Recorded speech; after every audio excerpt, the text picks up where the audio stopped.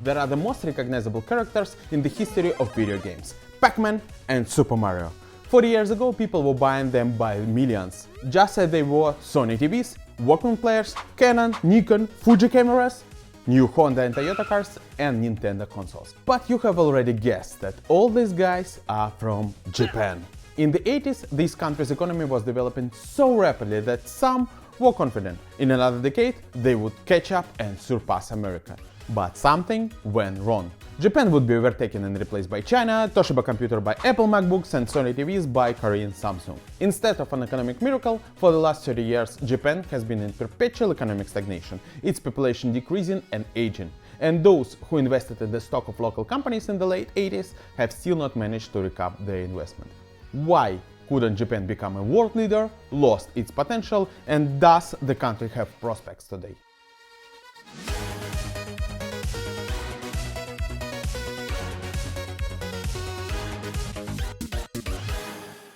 This is top 10 list of the world's most valuable companies now.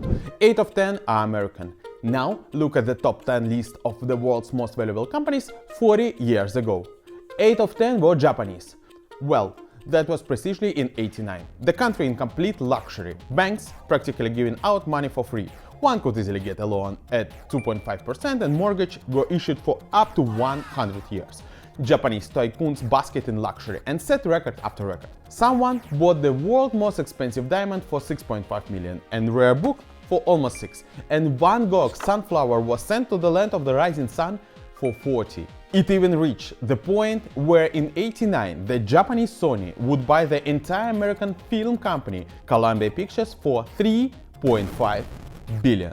Inside Japan itself, by this time, the price tag of everything skyrocketed. Just for your understanding, the price per square meter of real estate in Tokyo reached 1 million. Not $1 million apartment, but a square meter of space for $1 million. Right here, in the Ginza district. Why? To understand this, we need to go back a couple of decades.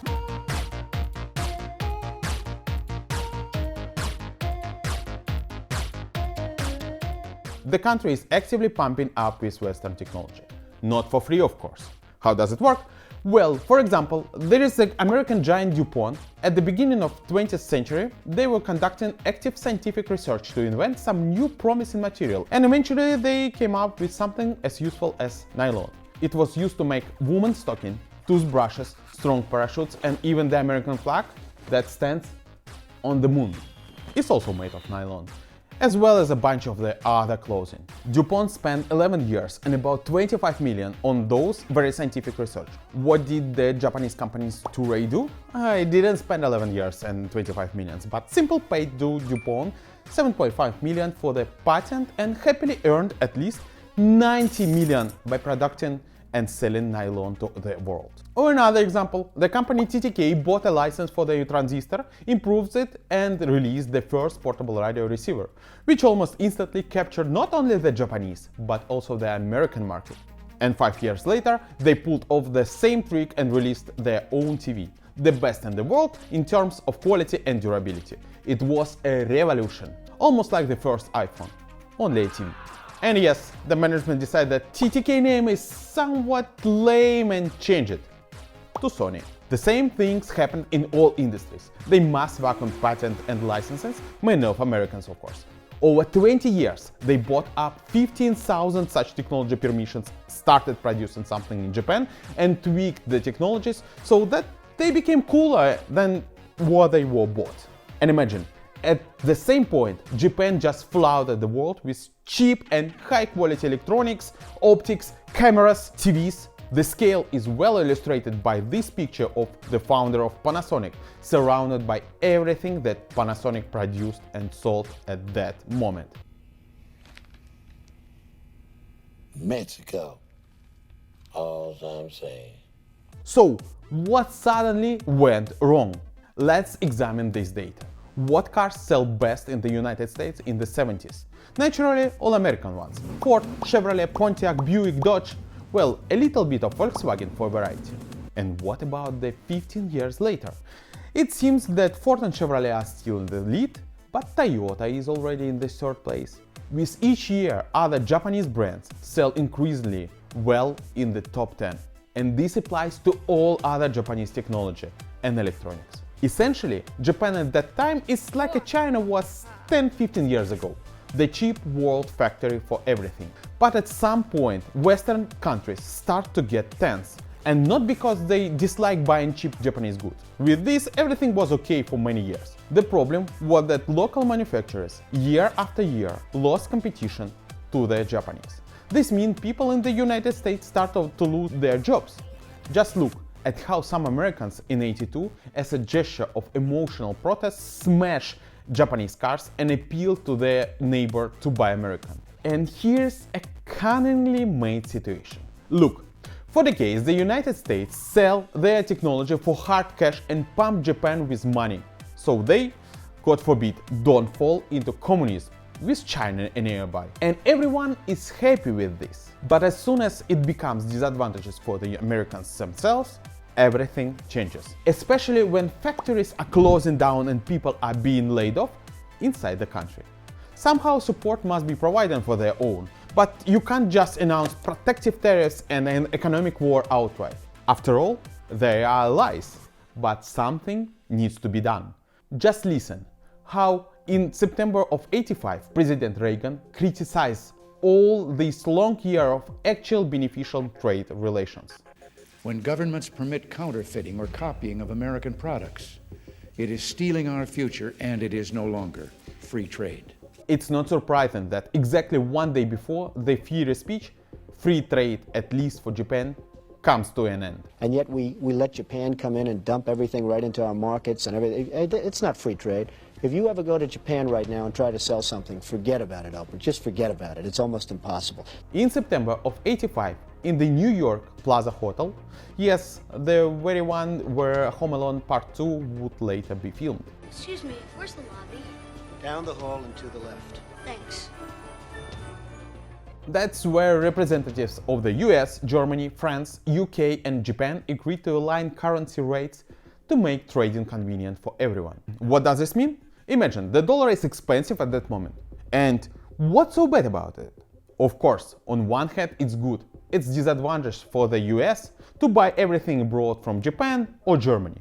But in such case, selling American products become more difficult. Why buy American when you can buy it there? And thus arises something called imbalance. That is when you buy more than you sell, which is bad for your economy. In short, there are two options. Either to impose protective tariffs on the same Japanese goods, but that's not a really option, or to weaken the dollar. In the end, the guys decided to come to an agreement and devalue the American dollar, making American products more competitive. But attention, the Japanese yen ends up soaring much faster and higher than agreed, and no one wants to buy Japanese TVs, cameras and cars supermassively as before because they just stopped being cheap. But the Japanese seems not to care. The yen is now wow. Instantly, all the rich people in Japan became much richer in dollars. Local tycoons start to indulge and even buy American film companies. Well, you remember. Now you can even buy Hollywood stars like Arnold Schwarzenegger to act in local peculiar ads. 5 years after this unrestrained financial spree, the Japanese economy inflates like a soap bubble and then it powerfully bursts, starting the hangover of the lost decades. Not one, not two, but more than 3 decades with various financial crises and other banking nonsense. They are, by the way, called the lost decades. And here comes an interesting thing like a zombie companies. What in heaven's name are you talking about? Imagine some retail chain like 7-Eleven or Walmart. Does the country need it? Of course, stores do important work. They sell food, hundreds of thousands of employees work there. They feed their family. And now imagine that such company has a debt of $17 billion. Does the country need them? What to do with them? The Japanese government decided to save the local supermarket chain and begins to give it easy loans with low rates.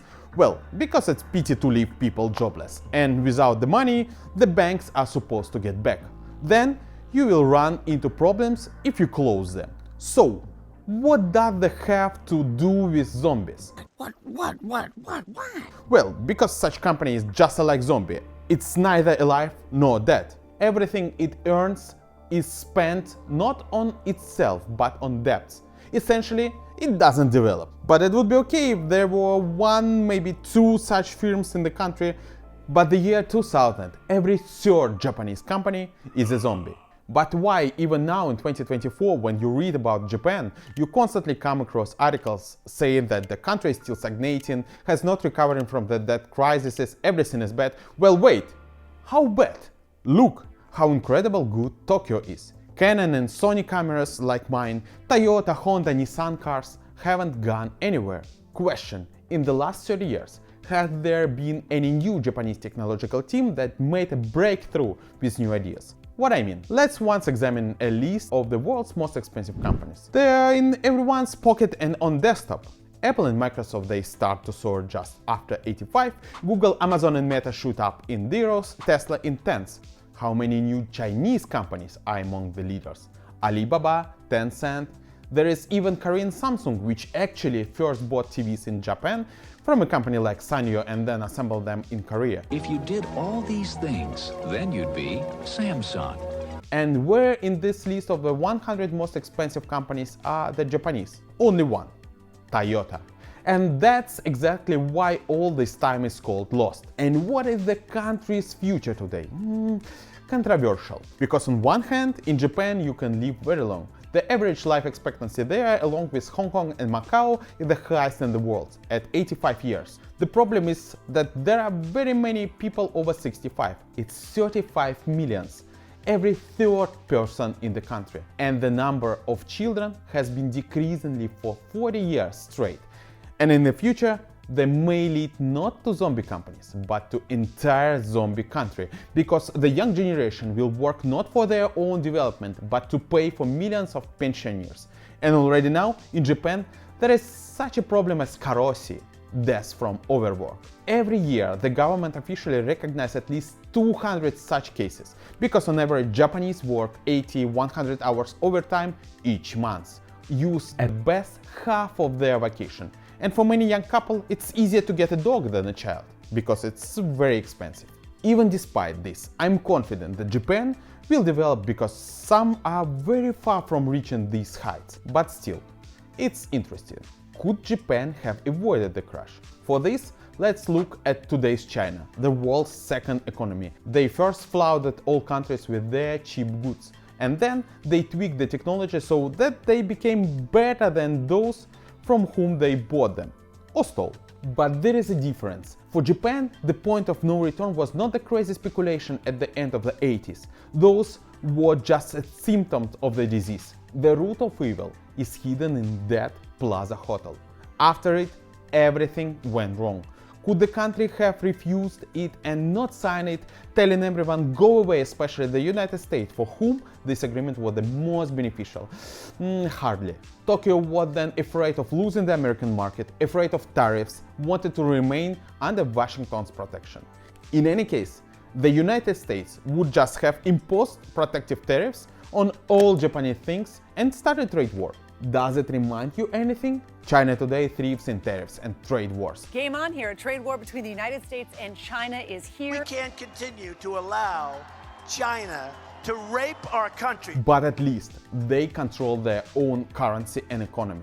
And there is a feeling that the country will still avoid the harsh 80s in the Japanese style. What do you think? Oh yeah, I completely agree. Huge thanks to you if you watched this video to the end. Especially thank you if you subscribe to the channel and like this video, and of course share it with your friends.